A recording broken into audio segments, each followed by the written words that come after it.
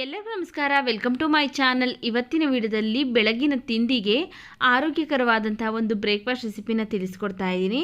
ಇದು BP ಇರೋರು, sugar ಇರೋರು, ಹಾಗೆಯೇ ವೆಯ್ಟ್ ಲಾಸ್ ಮಾಡ್ಕೊಳ್ಬೇಕು ಅನ್ನೋರಿಗೆ ಒಂದು ಹೆಲ್ದಿ ಆಗಿರುವಂತಹ ಬ್ರೇಕ್ಫಾಸ್ಟ್ ರೆಸಿಪಿ ಅಂತಲೇ ಹೇಳ್ಬೋದು. ನೋಡಿ, ಇಲ್ಲಿ ನಾನು ಈ ಕಪ್ಪಲ್ಲಿ 1 ಕಪ್ಪು ಹೆಸರುಬೇಳೆ ಹಾಕ್ಕೊಂಡಿದ್ದೀನಿ. ಹಾಗೆಯೇ ಸೇಮ್ ಕಪ್ಪಲ್ಲಿ 1 ಕಪ್ಪು ಸಬ್ಬಕ್ಕಿ ಹಾಕ್ಕೊಳ್ತಾ ಇದ್ದೀನಿ. ನಾನಿಲ್ಲಿ ದಪ್ಪ ಸಬ್ಬಕ್ಕಿನ ತಗೊಂಡಿದ್ದೀನಿ. ನೀವು ಯಾವುದೇ ಥರ ಸಣ್ಣ ಸಬ್ಬಕ್ಕಿ ಬರುತ್ತಲ್ಲ ಅದು ಬೇಕಾದ್ರೂ ಹಾಕ್ಕೊಂಡು 1-2 ರಿಂದ 3 ಸರಿ ಚೆನ್ನಾಗಿ ತೊಳೆದು ಇದು ಮುಳುಗುವಷ್ಟು ನೀರನ್ನು ಹಾಕಿ ಇದು ನಾನಿಲ್ಲಿ ನೈಟ್ ನೆನೆಸ್ಕೊಳ್ತಾ ಇದ್ದೀನಿ. ಅದರಿಂದ ಬೆಳಗ್ಗೆವರೆಗೂ ಮುಚ್ಚಿ ನೆನೆಸ್ತಾ ಇದ್ದೀನಿ. ನೋಡಿ, ಇಲ್ಲಿ ಬೆಳಗ್ಗೆ ತೋರಿಸ್ತಾ ಇದ್ದೀನಿ. ಸಬ್ಬಕ್ಕಿ ಮತ್ತು ಹೆಸರುಬೇಳೆ ಎಲ್ಲ ಚೆನ್ನಾಗಿ ನೆಂದಿದೆ. ಇದೇ ರೀತಿಯಾಗಿ ಚೆನ್ನಾಗಿ ನೆಂದಿರಬೇಕು. ಈಗ ಇದರಲ್ಲಿರುವಂತಹ ನೀರನ್ನೆಲ್ಲ ಬಸ್ದು ನಾವು ಬರೀ ಸಬ್ಬಕ್ಕಿ ಮತ್ತು ಹೆಸರುಬೇಳೆನ ತೊಗೊಂಬರ್ತೀನಿ. ನೋಡಿ, ಇಲ್ಲಿ ನೀರನ್ನೆಲ್ಲ ಬಸ್ತಿದ್ದೀನಿ. ಈಗ ಒಂದು ಮಿಕ್ಸಿ ಜಾರ್ಗೆ ಹಾಕ್ಕೊಳ್ಬೇಕು. ನಾವು ಇದಕ್ಕೆ ಅಕ್ಕಿ ಹಾಕ್ಕೊಳ್ತಾ ಇಲ್ಲ, ಉದ್ದಿನಬೇಳೆ ಹಾಕ್ಕೊಳ್ತಾ ಇಲ್ಲ, ಯಾವುದೇ ಬೇಳೆಕಾಳುಗಳನ್ನು ಸಹ ಹಾಕ್ಕೊಳ್ತಾ ಇಲ್ಲ. ಬರೀ 2 ಇಂಗ್ರೀಡಿಯೆಂಟ್ಸ್ನಿಂದ ನಾವು ಬೆಳಗಿನ ತಿಂಡಿಗೆ ಬ್ರೇಕ್ಫಾಸ್ಟ್ನ ಮಾಡ್ಕೊಳ್ತಾ ಇದ್ದೀನಿ. ನೋಡಿ, ಈಗ ಇದಕ್ಕೆ ಒಂದು ಸ್ವಲ್ಪ ನೀರನ್ನು ಸೇರಿಸಿ ನುಣ್ಣಗೆ ಗ್ರೈಂಡ್ ಮಾಡ್ಕೊಳ್ತಾ ಇದ್ದೀನಿ. ನೋಡಿ, ಈಗ ಈ ರೀತಿಯಾಗಿ ಒಂದು ಸ್ವಲ್ಪನೂ ತರಿ ಇಲ್ಲದೆ ಇರೋ ಥರ ನುಣ್ಣಗೆ ಗ್ರೈಂಡ್ ಮಾಡ್ಕೊಳ್ಬೇಕು. ಈಗ ಇದು ರೆಡಿ ಆಗಿದೆ. ಇದನ್ನು ಒಂದು ಮಿಕ್ಸಿಂಗ್ ಬೌಲ್ಗೆ ಹಾಕ್ಕೊಳ್ತಾ ಇದ್ದೀನಿ. ಉಳಿದಿರುವಂತಹ ಹೆಸರುಬೇಳೆ ಮತ್ತು ಸಬ್ಬಕ್ಕಿನೂ ಸಹ ರುಬ್ಬಿಟ್ಟು ಇದಕ್ಕೇ ಹಾಕ್ಕೊಳ್ತಾ ಇದ್ದೀನಿ. ಉಳಿದಿರುವಂತಹ ಸಬ್ಬಕ್ಕಿ ಮತ್ತು ಹೆಸರುಬೇಳೆನ ರುಬ್ಬಿಟ್ಟು ಇದಕ್ಕೆ ಹಾಕ್ಕೊಂಡಿದ್ದೀನಿ. ಈಗ ಇದಕ್ಕೆ ರುಚಿಗೆ ತಕ್ಕಷ್ಟು ಉಪ್ಪು ಹಾಕ್ಕೊಳ್ತಾ ಇದ್ದೀನಿ. ನೋಡ್ಕೊಳ್ಳಿ, ನೀವು ನೀರು ಜಾಸ್ತಿ ಹಾಕ್ಕೊಂಡು ರುಬ್ಕೊಳ್ಳೋದಕ್ಕೆ ಹೋಗಬಾರ್ದು. ಯಾಕಂದರೆ ಹಿಟ್ಟು ತುಂಬ ತೆಳು ಆಗೋದ್ರೆ ದೋಸೆ ಹಾಕೋದಕ್ಕೆ ಕಷ್ಟ ಆಗುತ್ತೆ. ಅದರಿಂದ ಈ ಹದಕ್ಕೆ ನೋಡಿಕೊಂಡು ನೀವು ನೀರನ್ನು ಸೇರಿಸ್ಕೊಂಡು ಅಡ್ಜಸ್ಟ್ ಮಾಡಿಕೊಂಡು ರುಬ್ಕೊಳ್ಬೇಕಾಗತ್ತೆ. ನೋಡಿ, ಈಗ ಹಿಟ್ಟು ರೆಡಿ ಆಗಿದೆ. ಇದನ್ನು ಸೈಡ್ಗಿಟ್ಟು ಫಸ್ಟು ದೋಸೆಗೆ ಚಟ್ನಿ ಮಾಡ್ಕೊಳ್ಳೋಣ, ಆಮೇಲೆ ನಾವು ದೋಸೆ ಮಾಡ್ಕೊಳ್ಳೋಣ. ಅದಕ್ಕೋಸ್ಕರ ಫಸ್ಟು ಚಟ್ನಿ ಮಾಡ್ಕೊಳ್ಳೋಣ ಬನ್ನಿ. ಫಸ್ಟು ಒಂದು ಪ್ಯಾನ್ ಬಿಸಿಗಿಟ್ಟು ಅದಕ್ಕೆ ನಾನು 1 ಕಪ್ಪು ಕಡಲೆ ಬೀಜ ಹಾಕ್ಕೊಂಡು ಊರಿನ ಮೀಡಿಯಮ್ ಫ್ಲೇಮಲ್ಲಿ ಇಟ್ಕೊಂಡು ಕಡಲೆ ಬೀಜನ ಚೆನ್ನಾಗಿ ಹುರ್ಕೊಳ್ಬೇಕು. ನೋಡಿ, ಕಡಲೆ ಬೀಜನೆಲ್ಲ ಚೆನ್ನಾಗಿ ಹುರ್ಕೊಂಡಾಗಿದೆ. ಈಗ ಇದನ್ನು ಒಂದು ಪ್ಲೇಟ್ಗೆ ಹಾಕಿ ಇದು ಬಿಸಿ ತಣ್ಣಗಾದ್ಮೇಲೆ ಇದ್ರ ಸಿಪ್ಪೆನೆಲ್ಲ ತೆಗೆದುಬಿಟ್ಟು ಇಟ್ಕೊಂಡಿದ್ದೀನಿ. ನೋಡಿ, ಈಗ ಒಂದು ಮಿಕ್ಸಿ ಜಾರ್ಗೆ ಹಾಕ್ಕೊಳ್ತಾ ಇದ್ದೀನಿ. ಸಿಪ್ಪೆ ತೆಗೆದಿರುವಂತಹ ಕಡಲೆ ಬೀಜನ ಮಿಕ್ಸಿ ಜಾರ್ಗೆ ಹಾಕ್ಕೊಂಡಿದ್ದೀನಿ. ಹಾಗೆಯೇ ಸೇಮ್ ಕಪ್ಪಲ್ಲಿ 1/2 ಕಪ್ಪು ಕಡಲೆಪಪ್ಪು ಹಾಕ್ಕೊಳ್ತಾ ಇದ್ದೀನಿ, ಅಂದರೆ ಹುರಿಗಡಲೆ. ಹಾಗೆಯೇ ಸೇಮ್ ಕಪ್ಪಲ್ಲಿ 1/2 ಕಪ್ಪು ಹಸಿ ಕೊಬ್ಬರಿ ಹಾಕ್ಕೊಳ್ತಾ ಇದ್ದೀನಿ.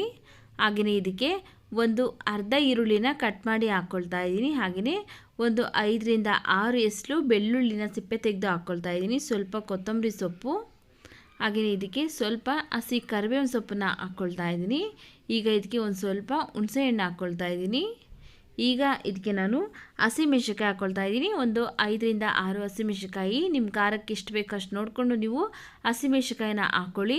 ಈಗ ಇದಕ್ಕೆ ರುಚಿಗೆ ತಕ್ಕಷ್ಟು ಉಪ್ಪನ್ನ ಹಾಕಿ ಸ್ವಲ್ಪ ನೀರನ್ನು ಸೇರಿಸಿ ನುಣ್ಣಗೆ ಗ್ರೈಂಡ್ ಮಾಡ್ಕೊಳ್ಬೇಕು. ನುಣ್ಣಗೆ ಗ್ರೈಂಡ್ ಮಾಡಿಕೊಂಡು ಒಂದು ಬೌಲ್ಗೆ ಹಾಕ್ಕೊಳ್ತಾ ಇದ್ದೀನಿ.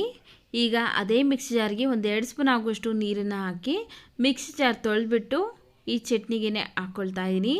ಈಗ ಸ್ವಲ್ಪ ನೀರು ಹಾಕಿದ್ನಲ್ಲ, ಆ ನೀರೆಲ್ಲ ಮಿಕ್ಸ್ ಆಗೋ ಥರ ಮಿಕ್ಸ್ ಮಾಡ್ಕೊಳ್ತಾ ಇದ್ದೀನಿ. ಈಗ ಈ ಚಟ್ನಿಗೆ ಒಗ್ಗರಣೆ ಮಾಡ್ಕೊಳ್ಳೋಣ ಬನ್ನಿ. ಸ್ಟವ್ ಮೇಲೆ ಒಂದು ಪ್ಯಾನ್ ಬಿಸಿಗಿಟ್ಟು ಅದಕ್ಕೆ ನಾನು ಒಂದು ಸ್ವಲ್ಪ ಎಣ್ಣೆ ಹಾಕ್ಕೊಂಡಿದ್ದೀನಿ. ಎಣ್ಣೆ ಬಿಸಿ ಆದಮೇಲೆ ಸ್ವಲ್ಪ ಸಾಸಿವೆ, ಸ್ವಲ್ಪ ಕರಿಬೇವಿನ ಸೊಪ್ಪು, ಒಂದು ಬ್ಯಾಡಗಿ ಮೆಣಸಿನ್ಕಾಯಿನ ಕಟ್ ಮಾಡಿ ಹಾಕ್ಕೊಂಡು ಫ್ರೈ ಮಾಡ್ಕೊಳ್ತಾ ಇದ್ದೀನಿ. ನೋಡಿ, ಈ ರೀತಿಯಾಗಿ ಫ್ರೈ ಮಾಡಿಕೊಂಡು ಈಗ ಸ್ಟವ್ ಆಫ್ ಮಾಡಿಕೊಂಡು ನಾವು ಫಸ್ಟನ್ನೇ ಮಾಡಿ ಎತ್ತಿಟ್ಕೊಂಡಿದ್ರಲ್ಲ ಚಟ್ನಿ, ಆ ಚಟ್ನಿಗೆ ಈ ಒಗ್ಗರಣೆಯನ್ನು ಹಾಕ್ಬಿಟ್ಟು ಮಿಕ್ಸ್ ಮಾಡ್ಕೊಳ್ತಾ ಇದ್ದೀನಿ. ನೋಡಿ, ಈಗ ರುಚಿಯಾದಂತಹ ಶೇಂಗಾ ಚಟ್ನಿ ಅಥವಾ ಕಡಲೆ ಬೀಜದ ಚಟ್ನಿ ರೆಡಿ ಆಗಿದೆ. ಈಗ ನಾವು ದೋಸೆ ಮಾಡ್ಕೊಳ್ಳೋಣ ಬನ್ನಿ. ದೋಸೆ ಮಾಡ್ಕೊಳ್ಳೋದಕ್ಕೆ ನಾವು ತವನ ಚೆನ್ನಾಗಿ ಬಿಸಿಗಿಟ್ಟು ಆನಂತರ ಸ್ಟವ್ನ ಲೋ ಫ್ಲೇಮಲ್ಲಿ ಇಟ್ಕೊಂಡು ನಾವು ದೋಸೆ ಹಿಟ್ಟನ್ನು ಹಾಕ್ಕೊಂಡು ದೋಸೆನ ಸ್ಪ್ರೆಡ್ ಮಾಡ್ಕೊಳ್ಬೇಕು.